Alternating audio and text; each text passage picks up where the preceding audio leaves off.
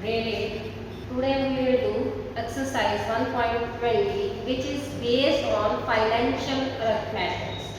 In financial arithmetics, we will do first definitions of cost price, sale price, loss, profit, discount and discount percentage.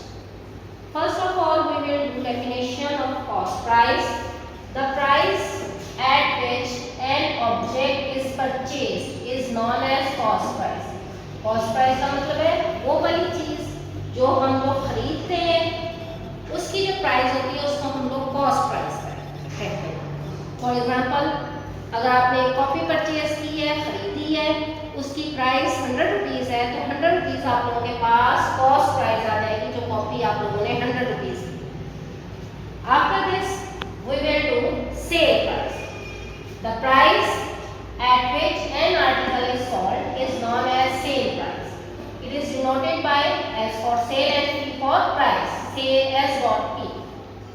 Sale price वो वाली चीज होती है जो हम लोग किसी भी आर्टिकल को या ऑब्जेक्ट को आगे सेल करते हैं, उसकी जो प्राइस होती है that is called sale price.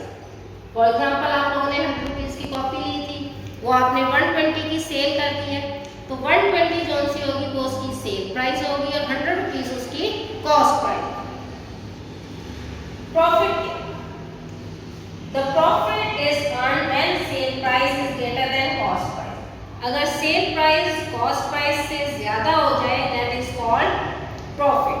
आपने 100 की कॉपी परचेज की थी, आपने 120 की सेल कर दी, मींस के सेल प्राइस 120 है जो कि कॉस्ट प्राइस 100 रुपीज़ से ज्यादा. इट मींस कि आपने 20 रुपीज़ उसमें क्या गेन किया है, प्रॉफिट गेन किया. क्या गेन किया है, प्रॉफिट गेन. प्रॉफिट का फॉर्मूला आपके पास आ जाएगा sale price minus cost price.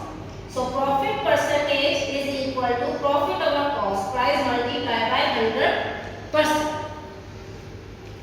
Now we will do loss. Loss क्या, अगर आपने 100 का पेन लिया और आप 80 का सेल कर देते तो आपने 20 रुपीज़ का क्या किया, उसके अंदर लॉस किया, यानी आपको 20 रुपीज़ खुद से अपने पास से देने पड़े, तो वो क्या हो गया आपका लॉस. लॉस क्या है, the loss is earned when sale price is less than cost price. अगर सेल प्राइस कॉस्ट प्राइस से कम हो जाए तो वो आपका क्या कहलाता है, लॉस कहलाता है. Loss percentage is equal to loss over cost price multiply by 100%.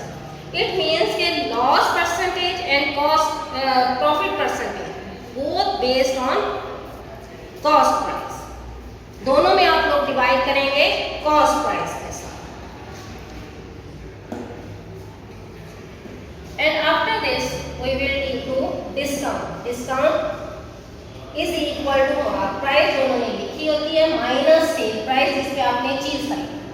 M dot P for mark price and S dot P for sale price. Discount percentage is equal to discount over mark price multiplied by 100%.